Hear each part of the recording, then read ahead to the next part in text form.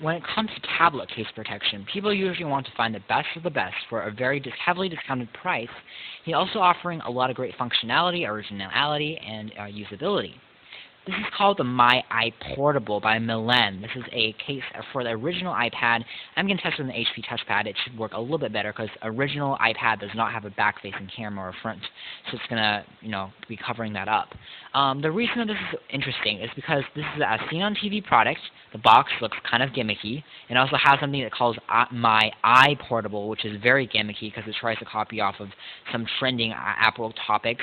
Usually I stay away from these cases. Anything that says as seen on TV, I kind of go, yeah, this is not going to be a truly functioning product. It's going to work 100%. This is actually surprising for a few reasons. First of all, the MRSP price is really cheap. It's only $20. And usually cases for iPads tend to get really expensive. It also has a lot of stuff in the box, especially since the design that went into this product is really interesting. It said it's made out of this really special neoprene material that's both non-conductive. It's got a lot of specialties and protects the device well. It also has a hard case as well as a soft case. What I mean by that is that you can actually take off the lid and flip open just kind of like a smart cover, open the lid to reveal the tablet inside, and strap it around a car seat, which is on the back of the tablet, and it becomes a monitor screen. That's a really great use for because it also comes with this strap. That's a nice feature. And in addition, you can also strap it to your back while the tablet is closed, because this is a hard case, it's plastic, in addition to being soft, like we said. So it becomes kind of like a backpack. And that's also something when I saw in the box was something that made sense, actually. And it also became a regular iPad-like case that can fold and become a stand, and just all these features that I was like, yeah, that's pretty interesting, especially since I found it so heavily discounted, even from $20 at Ross. So I just had to give it a try.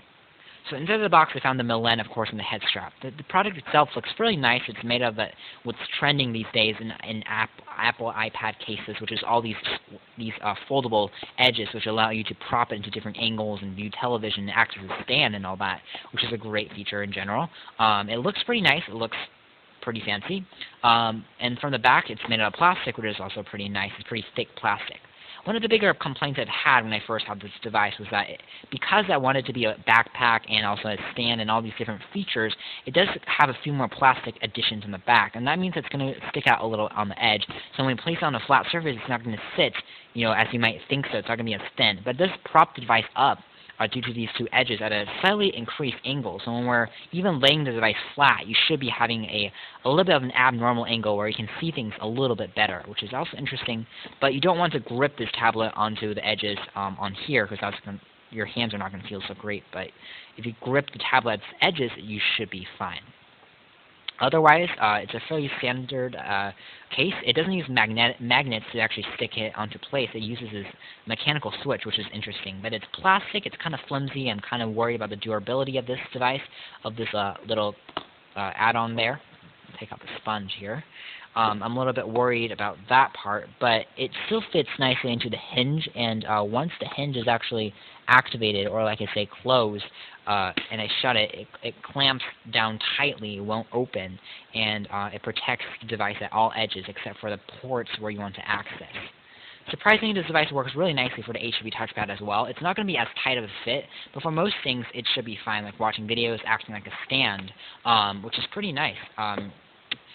We'll show you that with the HP touchpad placed into place. If we just stick it onto there, it basically grips on here.